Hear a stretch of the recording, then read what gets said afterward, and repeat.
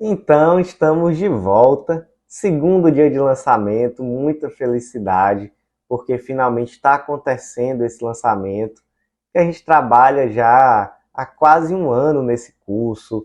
Em toda. Vocês não fazem ideia, gente, do quanto é complexo você desenhar um curso novo, desenhar um lançamento, até chegar nesse momento muito especial que amanhã, né, o terceiro dia de lançamento, finalmente entra no ar, começa a existir perante vocês o mapa da aprovada. Então eu estou muito feliz com isso. Ontem foi muito legal a nossa conversa, recebi feedbacks, tanto lá no chat, mas especialmente depois, através de mensagens no WhatsApp, etc. Muito aluno já com dúvida, perguntando como é que vai ser, pedindo mais spoilers. Gente, mais calma. Amanhã eu vou trazer ainda muito mais coisa, vou já conversar um pouco sobre como é a nossa estratégia mesmo, como é que funciona, como é que se estrutura esse curso. E ao final já vamos abrir o carrinho e você já vai ter a oportunidade de fazer parte do Mapa do Aprovado. E que felicidade, eu aguardo muito vocês nisso. Quero fazer parte agora, não só do estudo de vocês de Lei Seca e Jurisprudência, como graças a Deus desde 2020 eu já fiz parte do estudo de mais de 8.500 alunos, mais de 8.500 assinantes do Mapa da Aprovado, mas agora eu quero, desculpa, assinantes do Clube da Lei, mas agora eu quero fazer parte de todas as etapas do estudo de vocês. Eu quero realmente ensiná-los, ou melhor, ensiná-los não, né? Compartilhar com vocês um pouco daquilo que eu sei, aprender com vocês também. Esse curso vai começar como vai acontecer, melhor dizendo, como acontece com o Clube da Lei desde sempre, que eu escuto o feedback de vocês, com base nisso, vou melhorando um ponto, vou melhorando o outro. Da mesma forma, no Mapa do Aprovado já tem lá as aulas base, mas ainda vamos gravar muito material bônus. Vou focar na gravação de conteúdos com base naquilo que vier de feedback. Então, é com esses feedbacks que a gente vai construir um material cada vez melhor. Quero trazer muitos convidados, porque aí eu acho que a partir do momento em que muita gente que já foi aprovada, que traz um pouco sobre o que eles passaram, né, as suas próprias estratégias, eu acho que tudo isso vai somando e a gente vai construindo esse curso que com certeza vai ser um diferencial na vida de vocês. E aí, gente, hoje a nossa conversa é com a psicóloga Marina Ribeiro. E por que que eu trouxe a Marina hoje para conversar com vocês? Porque eu tenho uma percepção muito clara de que nada adianta traçar a estratégia perfeita, nada adianta pensar numa rotina perfeita de estudo sem cuidar da mente. E a Marina é uma profissional que eu conheço, eu já fiz terapia com a Marina durante um tempo, tive resultados fantásticos, e exatamente por isso eu a convidei, porque eu sabia que ela tinha muito a contribuir, e ela gravou para a gente uma espécie de mini curso que faz parte do mapa do aprovado, onde nesse mini curso ela traz primeiro o que é ansiedade, o que é procrastinação, que é exatamente essa aula que a gente vai transmitir aqui hoje, o que é ansiedade, o que é procrastinação, mas lá no mapa do aprovado ela também traz a continuação disso, né? Que o que é a continuação? São as técnicas cognitivas de combate à ansiedade, à procrastinação e as técnicas comportamentais. Então, foi por meio dessas técnicas, por que eu convidei a Marina? Porque foi por meio dessas técnicas cognitivas e comportamentais que eu consegui, durante aquele período de terapia e até posteriormente, né, graças a Deus, é algo que trouxe resultados para mim, e eu consegui combater não só a ansiedade, e isso teve um impacto extremamente positivo para mim, como também combater outros problemas que eu tinha e que, de fato, atenuaram assim um nível muito, muito interessante. Foi muito positivo. Então eu quero compartilhar isso também com vocês. Trago hoje a Marina. ela vai estar online aqui também, vai estar no chat, tanto no YouTube quanto no Instagram, então podem tirar dúvidas com ela. Podem seguir também o Instagram dela, eu vou colocar aí o link do Instagram dela, tá? Perguntem lá, perturbem um pouquinho ela lá, não tem problema, eu tenho certeza que ela vai atender vocês muito bem, vai tirar as dúvidas que vocês tiverem. E é isso, gente, vamos lá, vamos começar com essa live de hoje e ao final eu já vou colocar o banner, tá? Com a chamada para a live de amanhã. Amanhã é o lançamento, amanhã eu vou trazer para vocês uma conversa muito prática já sobre o que é o mapa do aprovado.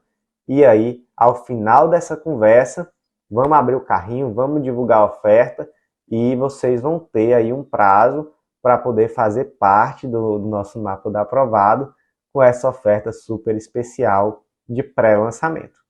Então, vamos lá, sem mais delongas, passo a palavra à Marina e vamos aqui iniciar essa aula muito legal sobre o que é ansiedade e o que é procrastinação.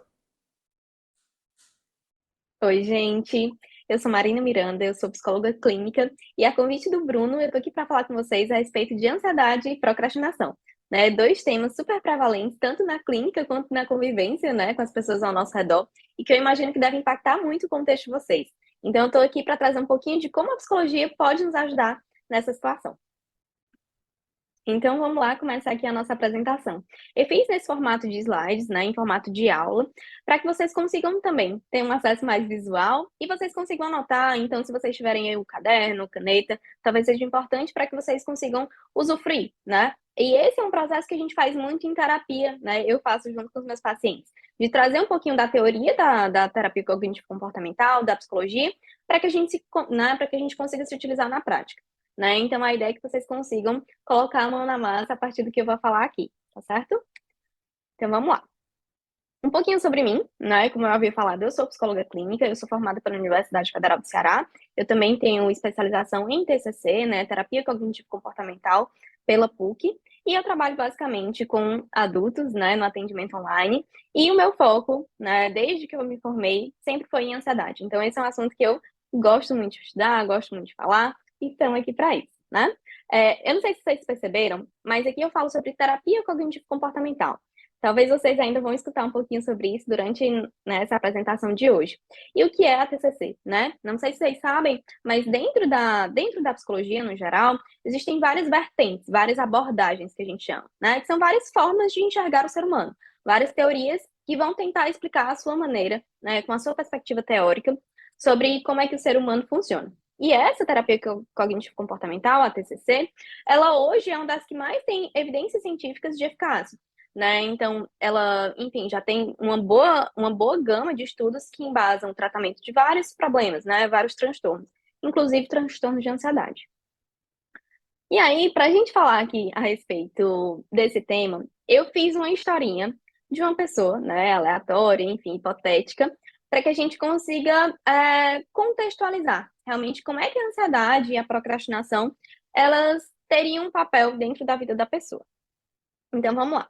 A história é a seguinte: Luana formou-se em Direito e, desde o início da graduação, sabia que gostaria de ser aprovada em um concurso na sua área. Após a formatura, começou a se dedicar exclusivamente ao estudo para o concurso dos seus sonhos. Luana começou uma rotina bem rígida, acordando cedo para estudar, muito motivada, abriu mão dos finais de semana, momentos de lazer, saiu até da academia para ter mais tempo. No entanto, com o passar dos meses, Luana começou a se sentir desmotivada, né? Pois viu seus colegas de faculdade iniciando carreira em escritórios ou sendo aprovada em outros concursos. Se comparava muito. Sentia-se triste por não ter conseguido atingir o seu objetivo ainda. E aí a Luana pensava ser incapaz de ser aprovada, sentia-se inferior em relação aos seus colegas e passou a procrastinar os seus estudos.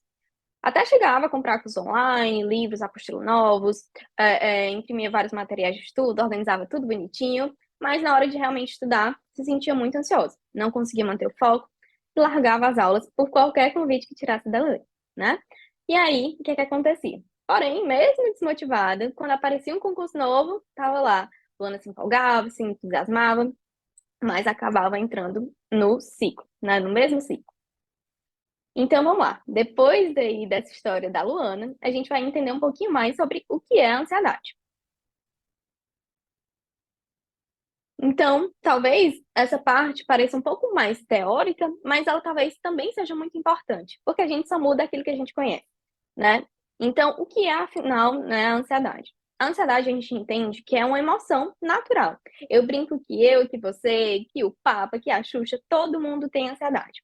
Por quê? Porque ela está ali com um objetivo muito importante, que é um objetivo relacionado à nossa sobrevivência, né? Então, a ansiedade é uma emoção que vai nos ajudar a tentar prever, a tentar evitar, a tentar lidar com o possível problema do futuro, né? E isso é muito importante. Se a gente for olhar para a definição, ela é muito importante, né? Eu brinco que se a gente não tivesse ansiedade, talvez a gente passasse a rua e não olhasse para os lados, talvez a gente não ficasse atento a algumas coisas, talvez a gente não pagasse as contas no fim do mês, né? Porque a gente não teria essa perspectiva de que um potencial perigo pudesse acontecer. Então, a ideia nunca é acabar com a ansiedade, né? Visto que ela tem toda essa importância de nos ajudar a lidar com os problemas, com os riscos, com as coisas problemáticas que podem acontecer aí na nossa vida, certo? Então, ela acaba sendo muito importante. Mas vamos lá, né? Eu trouxe aqui alguns impactos e algumas características que a ansiedade pode trazer, né? Que ela pode ter. E basicamente, nesse funcionamento natural que a ansiedade tem, ela vai impactar em três aspectos: aspectos cognitivos, aspectos fisiológicos e aspectos comportamentais. Sempre que eu for falar algo em relação a aspectos cognitivos, pensem em pensamentos. Então, sempre que é cognição, é pensamento. E afinal, quais seriam esses impactos cognitivos que a ansiedade poderia nos trazer, né? Eu vou falar um pouquinho nos próximos slides, mas no geral, uma pessoa que está ali mais ansiosa, ela vai tender a catastrofizar, ela vai tender a olhar para as coisas de uma forma muito mais negativa, né, do que necessariamente a situação é. Então, esses vão ser aí alguns aspectos cognitivos. Ela vai ter ali algumas distorções, alguns vieses de pensamento por conta da influência da ansiedade naquela, né, naquela situação. A gente também vai observar que alguns aspectos fisiológicos no nosso físico, no nosso corpo, vão ser impactados, né? Então, uma pessoa, quando está no estado de maior ansiedade, ela pode ter um conjunto de reações no corpo dela, né, dentro daquela situação. Ela pode ter tremor, ela pode ficar com a respiração ofegante, ela pode ficar com o coração acelerado, ela pode ficar com tensão muscular, rubor na face, né? Que mais? Sudorese. Enfim, é um conjunto de características, de impactos no nosso corpo que a ansiedade pode nos trazer, certo? Uma coisa em relação a isso que eu acho importante comentar é que, por mais que esses aspectos, né, por mais que esses impactos, esses sintomas sejam desconfortáveis, eles não são perigosos, né? Acaba que, às vezes, as pessoas acabam se assustando. Então, sei lá, tem uma crise de ansiedade ou um ataque de pânico e se assusta com aqueles impactos, porque, de fato, é muito desconfortável, né? Mas a ideia é que a gente observe que esses impactos fisiológicos, eles não são perigosos, eles são reações naturais do nosso corpo que está interpretando aquela situação ali como perigosa. Às vezes nem é, mas o nosso corpo interpreta assim. Mas aqueles impactos, eles são só coerentes com aquilo que o meu cérebro está interpretando naquela situação. Mas eles não são perigosos, certo? E a gente vai observar que aspectos comportamentais também são impactados. E aí a gente vai ter uma estrutura de mais ou menos três tipos de comportamentos frente a uma situação ansiogênica, né? Um comportamento de luta, um comportamento de fuga ou um comportamento de paralisação. Esse é uma classe, né? É uma classe de comportamentos que a gente, inclusive, compartilha com outros animais, né? Com outros mamíferos, né? Então, a gente vê em vídeos de animais fingindo de morto, a gente vê, enfim, várias formas com que esses comportamentos eles podem aparecer frente a situações de perigo. E esse é um grande ponto, né? A gente não vai sentir ansiedade só numa situação de perigo. A gente vai sentir ansiedade em qualquer situação que exista risco a coisas que sejam importantes para a gente, né? Por mais que a ansiedade meio que tenha sido criada para uma preservação da nossa espécie, da nossa sobrevivência, ela vai se reverberando para outras áreas, digamos, que também são preciosas para a gente, né? Que são também importantes para a gente.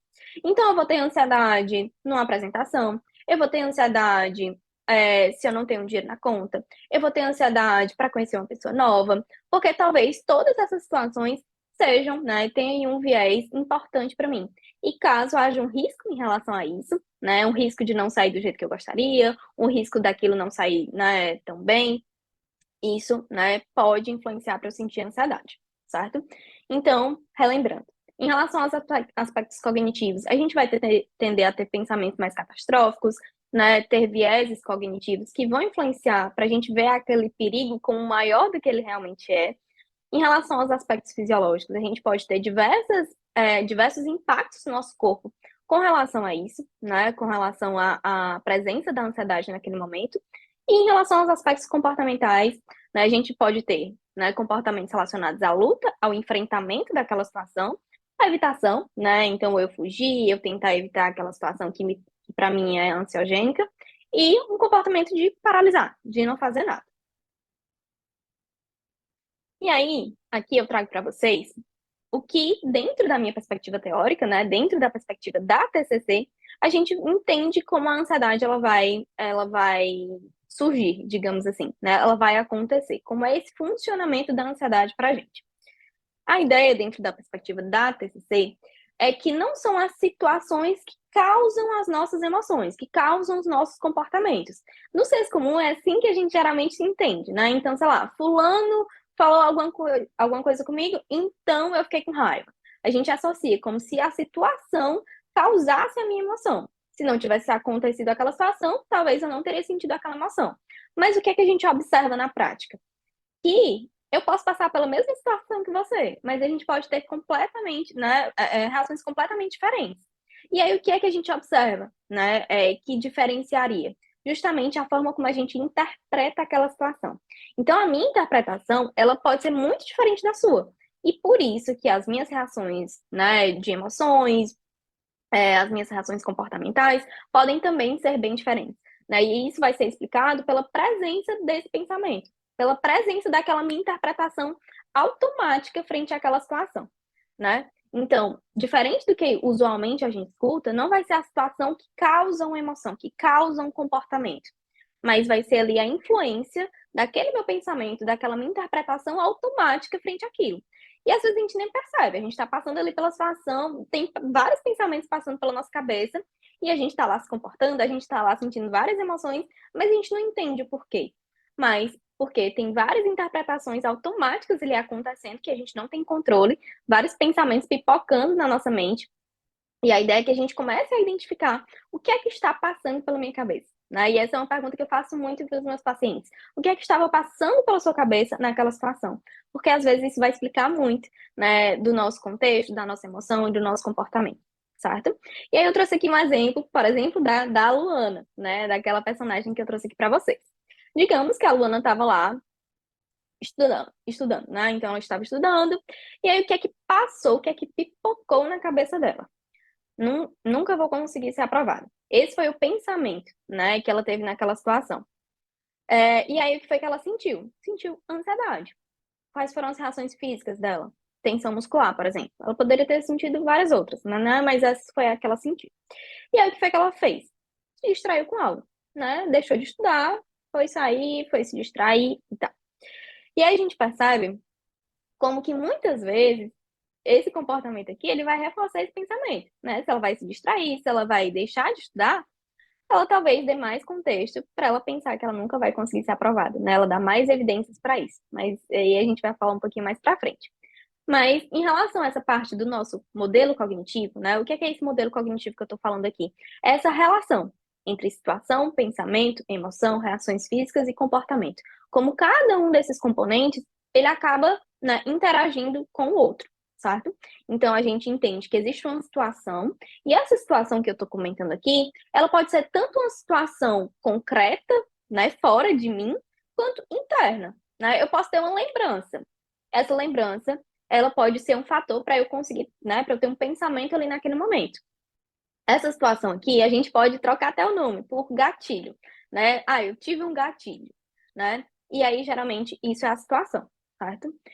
A gente vai ter aquele pensamento automático, né? Aquele pensamento que pipoca na minha cabeça, que eu não tenho controle, e a gente pode se perguntar, poxa, o que é que passou pela minha cabeça quando eu estava naquela situação? O que é que passou pela minha cabeça quando eu estava com essa emoção? Né? Porque a gente vai conseguir identificar esse pensamento automático. E às vezes esse pensamento automático é o que vai explicar, né? O que vai explicar o porquê que eu tenho essa reação de ansiedade, o porquê que eu tenho esse comportamento aqui. né?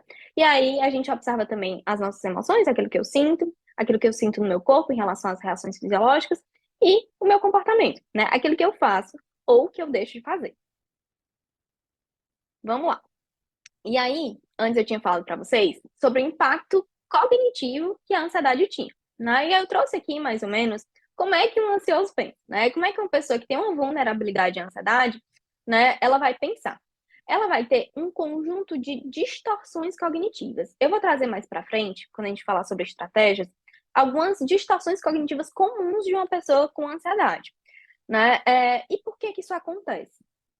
Porque geralmente a gente vai ter formas de enxergar a realidade, né? E a depender da forma que eu tenha para enxergar a realidade, que isso vai ser inclusive muito individual, a minha forma de enxergar a realidade é muito diferente da sua, por N fatores, né? Pela minha experiência de vida, pelos aprendizados que eu tive ao longo da minha vida, pela minha convivência com outras pessoas, por até aspectos genéticos, inclusive, né? Tudo isso vai influenciar para eu ter uma forma muito individual, né, de como eu vou enxergar essa realidade. E às vezes, né, essas distorções cognitivas, elas têm alguma função, inclusive, né? Por exemplo, a catastrofização. Se a gente for olhar por uma perspectiva até de evolução mesmo, talvez fosse até importante para o antepassado nosso enxergar que, sei lá, um pedaço de um galho no chão, né, que caiu de uma árvore, seria uma cobra. Seria importante, em alguma medida, ele catastrofizar aquele pedaço de galho. Por quê? Porque talvez, se realmente fosse uma cobra, ele talvez tivesse uma resposta muito mais rápida se ele enxergasse aquilo como uma cobra do que se ele só atribuísse como qualquer formato como aquele fosse um pedaço de galho, né? Então, ter essa catastrofização, naquele caso, né, poderia até ser importante, né, em termos de sobrevivência. Hoje talvez não seja tão importante assim, mas a gente vai herdando essas características, né? Então, existem algumas distorções cognitivas comuns, e eu vou falar um pouquinho sobre elas mais na frente, mas a ideia é que a gente entenda que essas distorções, elas são características desse nosso funcionamento mais ansioso, né? Mas não é porque esses pensamentos estão passando pela nossa cabeça que eles são verdade. E essa é uma perspectiva que a gente trabalha muito dentro da TCC. A gente vai começar a trabalhar com a ideia de que pensamentos são só pensamentos. Pensamentos são hipóteses. Não é porque está passando pela minha cabeça a ideia de que eu nunca vou ser aprovada num concurso que eu necessariamente eu preciso acreditar.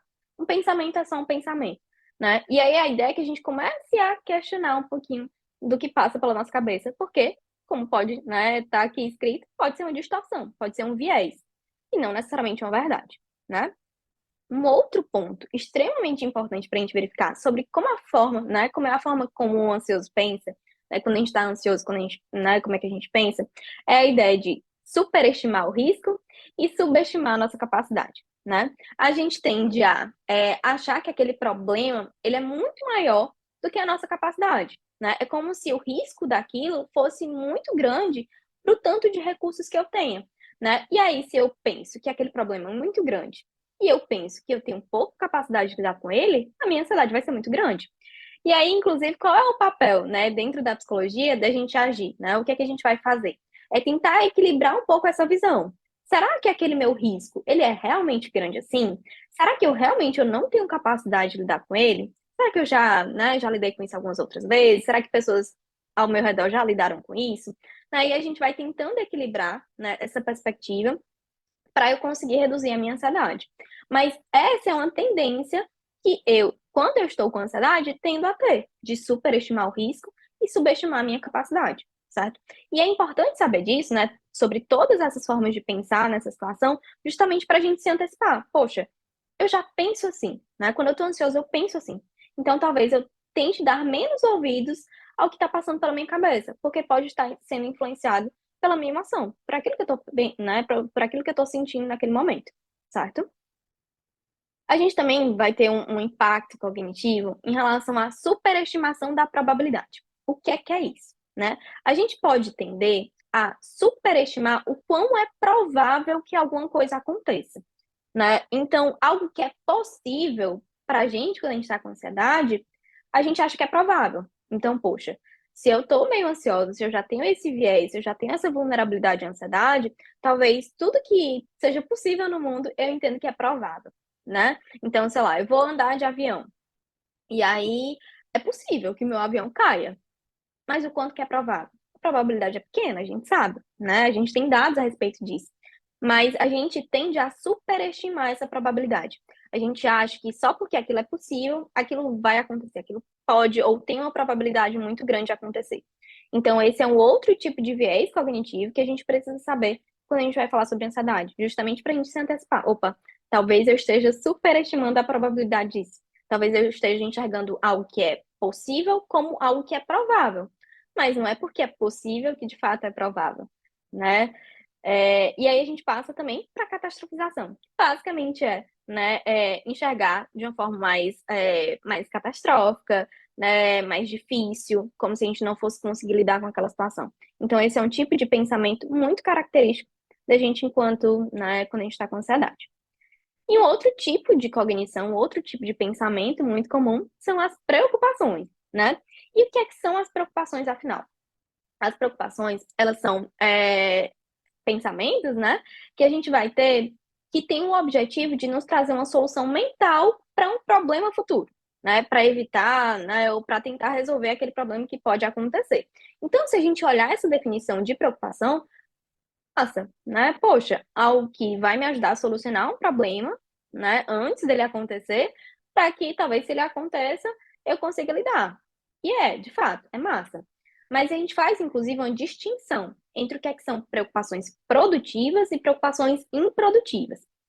Preocupações dizem respeito a problemas, né? Então, eu vou tentar evitar aí um problema, vou tentar, né, passar por ele de uma melhor forma. Só que as preocupações produtivas dizem respeito a problemas que são específicos, problemas que são contidos no tempo, né? Então, são problemas em que eu vou conseguir resolvê-los ou em breve ou agora. E são problemas que eu tenho como solucionar, eu tenho como controlar aquele problema, né? Já as preocupações improdutivas são aquelas em que os problemas não preenchem esses critérios, né? Esses três critérios que eu estava falando aqui. Se não preencher um deles, já passa a ser uma preocupação improdutiva. Então, se for um problema que não é específico, se for algo muito abrangente, preocupação improdutiva. Se for algo que eu não consigo fazer algo agora ou em breve, preocupação improdutiva. Se for algo que eu não tenho controle, que eu não tenho como solucionar, preocupação improdutiva, né? E saber essa distinção é também importante para que a gente consiga observar, poxa, será que eu estou gastando meu tempo com uma preocupação que eu não tenho nada, né? Não tenho como resolver agora, eu não tenho como, de fato, resolver a situação, às vezes eu tenho que passar por uma perspectiva de aceitação, enfim, né? Então, saber essa distinção de preocupação produtiva e preocupação improdutiva também é algo muito importante. Por quê? Porque, às vezes, quando a gente está ansioso, né, ansiosa, a gente vai tender a ter muitas preocupações improdutivas que pipocam na nossa cabeça. Daí a gente acaba se debruçando sobre elas e elas vão tender a aumentar a nossa ansiedade. E aí a gente passa para a parte de entender como é que um ansioso age, né? Como é que a gente, quando está com ansiedade, a gente age. Eu tinha falado sobre aquelas três classes de comportamentos frente a uma situação ansiogênica, né? A luta, a fuga e a paralisação, né? A luta seria, de fato, um enfrentamento àquela situação, seria lutar. E isso vai depender muito da forma como eu enxergo o problema, da forma como eu penso sobre o problema. Se eu entendo que eu tenho capacidade para lidar com aquele problema, provavelmente eu vou enfrentar. Poxa, aquele problema não é tão grande, eu tenho habilidades para isso, então eu vou enfrentar. Agora, se eu acho que eu não sou capaz de lidar com ele, talvez eu vá evitar, né? Talvez é o melhor, né, na minha cabeça, que eu possa fazer, seja evitar, seja fugir, seja paralisar frente àquele problema, né? E aí o que é que a gente observa? Que os comportamentos ansiosos são quase sempre uma tentativa de reduzir a ansiedade. Porque sentir a ansiedade propriamente não é gostoso, não é prazeroso, não é como sentir alegria, né? A ansiedade tende a ser desconfortável de sentir, apesar dela muitas vezes ser funcional, né? Dela trazer ali alguns benefícios, né? Dela nos ajudar a resolver situações, de ajudar a resolver situações de perigo, mas ela não é tão agradável assim, né? E aí os comportamentos frente a essa ansiedade muitas vezes são para buscar segurança. E às vezes a busca pela segurança vem nesse tom de evitar, né, e tentar reduzir a ansiedade, né? E aí eu queria falar um pouquinho com vocês a respeito da evitação. Por quê? Porque esse é um comportamento que a gente observa muito frente a situações ansiogênicas. né? Tende a ser um comportamento muito mais comum, o comportamento de evitar, né, quando a gente está com ansiedade, do que um comportamento de enfrentar. A gente percebe um padrão, né, de comportamento nas pessoas em geral que sofrem com ansiedade muito mais tendencioso à evitação do que, por exemplo, a enfrentamento, né? Só que quais são os problemas da evitação?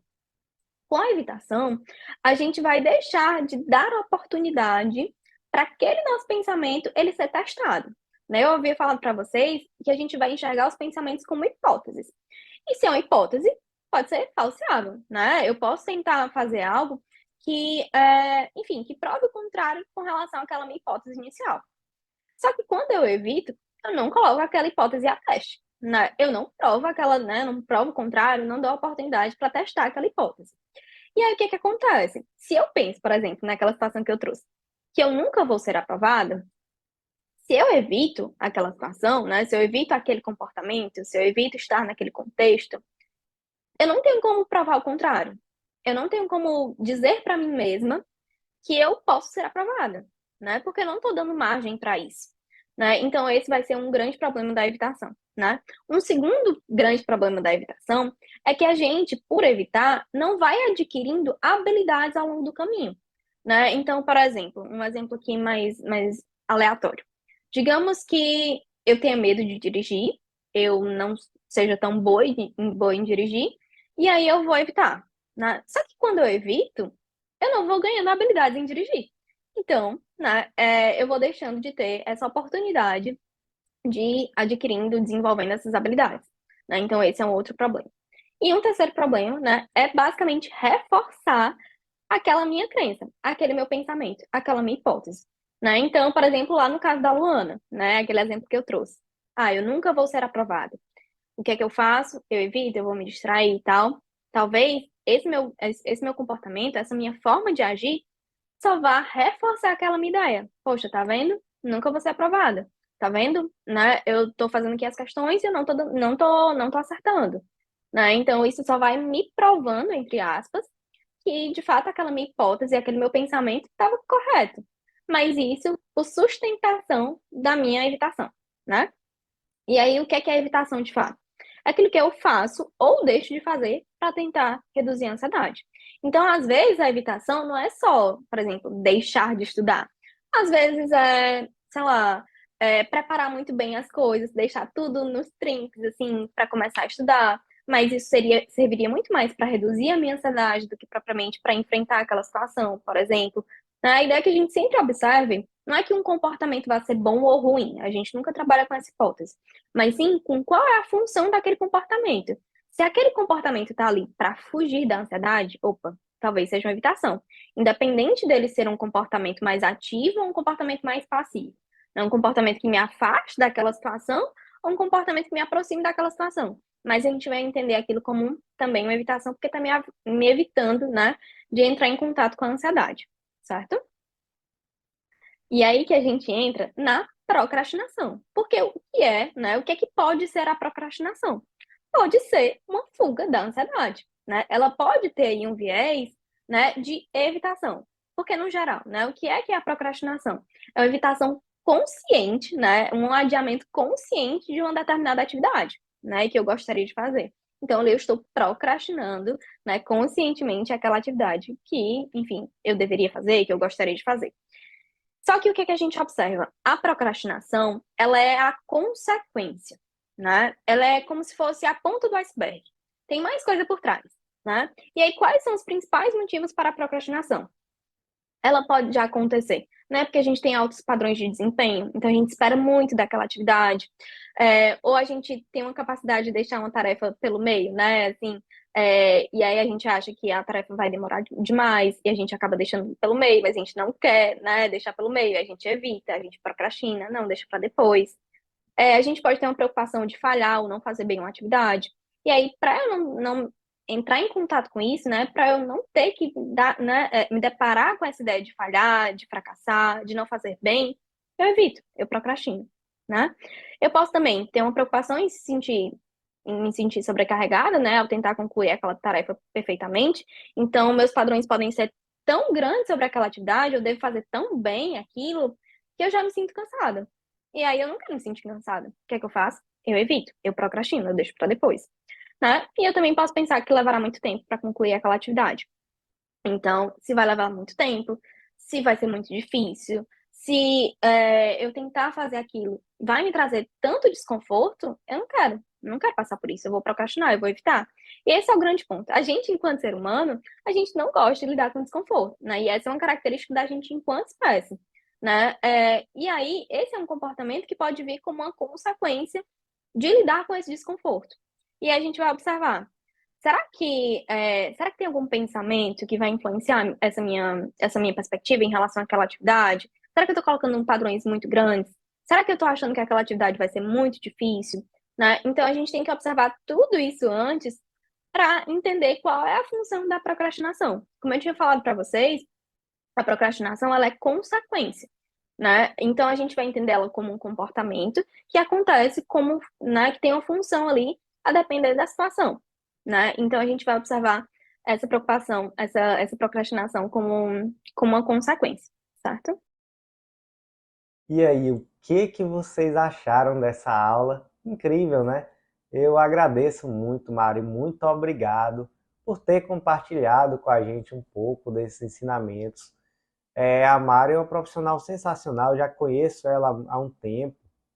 E além dessa aula, ela gravou mais duas aulas que já estão lá na plataforma do Mapa da Aprovada. A plataforma já existe, tá? Então, a partir do momento do lançamento, vocês terão acesso. As aulas serão disponibilizadas aos poucos, no decorrer de 10 dias, salvo engano, já vai estar tudo disponível. Mas, ao todo, da Mari serão 3 aulas. Essa que trata sobre conceitos, realmente, a segunda aula que trata sobre estratégias cognitivas de combate à ansiedade e à procrastinação. E a terceira aula é sobre estratégias comportamentais de combate à ansiedade e procrastinação. Já está tudo lá disponível.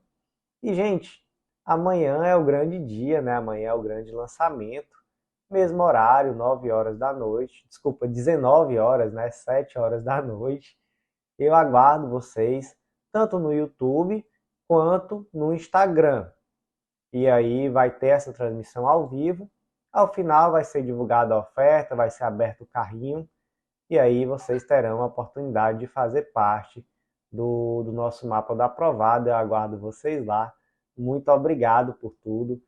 Muito obrigado, Mari. Volte mais vezes. E é isso. Vamos lá, eu aguardo vocês amanhã.